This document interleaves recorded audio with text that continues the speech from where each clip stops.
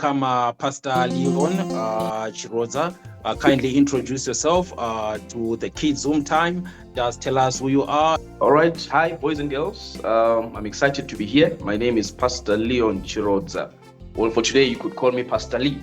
All right. Pastor Lee should be sufficient enough. Yeah, but I'm happy to see all of you. Today, our topic is saying how to give tips on self-control to teenagers. My screen time was affected that much until I practiced self-control. So this is what I want to start with today. Pastor Lee, maybe just tell us what you understand about self-control. What can you say about self-control?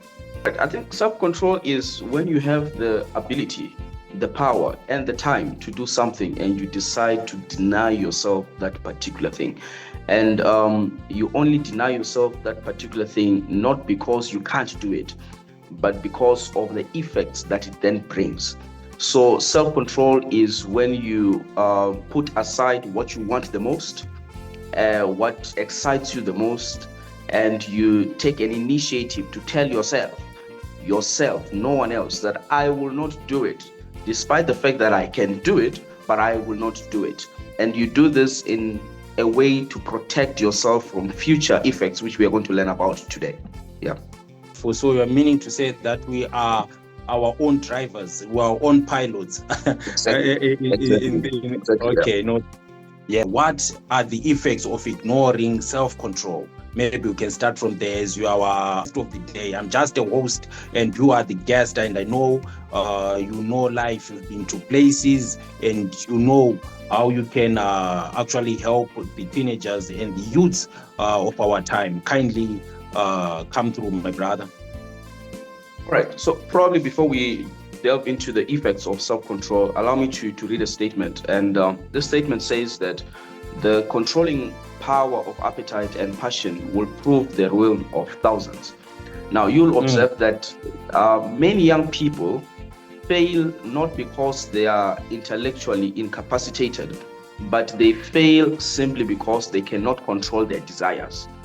So the beginning of failure is that when you can't control yourself, your appetite, your being, what you watch, what you see.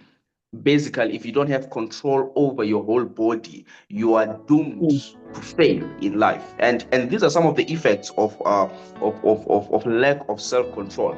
If you're not careful, what starts as an innocent act of watching things that you're not supposed to watch online will then eventually become a thing that you get to be addicted to. All right, so we have a lot of young people today that seemingly cannot stay away from their phones. Why? Because they started when it was small, and now they've reached a point where the things that they are watching on their phones have really affected them. So number one, lack of self-control weakens your thinking, your cognitive ability to reason between what is right and wrong. When you don't have self-control, all right, you are weakening your ability to reason and to think. And that is why we have a lot of young people that make decisions without thinking. So I usually make an example, and I usually make fun of my fellow young friends, and I tell them, please use whatever is inside here. Use your head, because people nowadays don't think. They act first and think after. And the reason why they think after is because their level of thinking has been weakened by lack of self-control. Lack of self-control also affects or reduces your ability to make decisions. But above all, it also affects your spiritual life. Now, these are some of the effects that you then encounter when you are having lack of self-control. You lose direction, all right? And when you lose direction, it simply means you have no way out. You get into addictive patterns of certain things. You damage your future.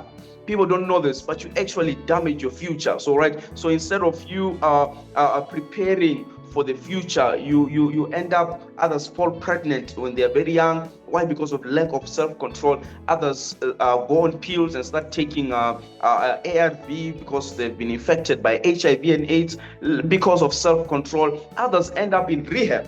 I actually had a friend of mine who came to university, and He was a teenager. He was around 18, 17 years old. But he started smoking drugs at age 10. All right. So with these drugs, we thought it was a normal thing. I think for him it was fun, it was cool, it was dope. Like they would say, it had, it had vibe. But at age 17, the guy got crazy, literally crazy, and it was because of the drugs that he was taking. But then I realized that this young man tolerated a wrong behavior for a long time. So it started as if it was a small thing. It developed into a character, it developed into a habit, and later on it affected his brain, and he lost his brain completely because of that. So these are some of the effects, my pastor, of lack of self-control. And if you really don't control yourself, you will find yourself as a victim.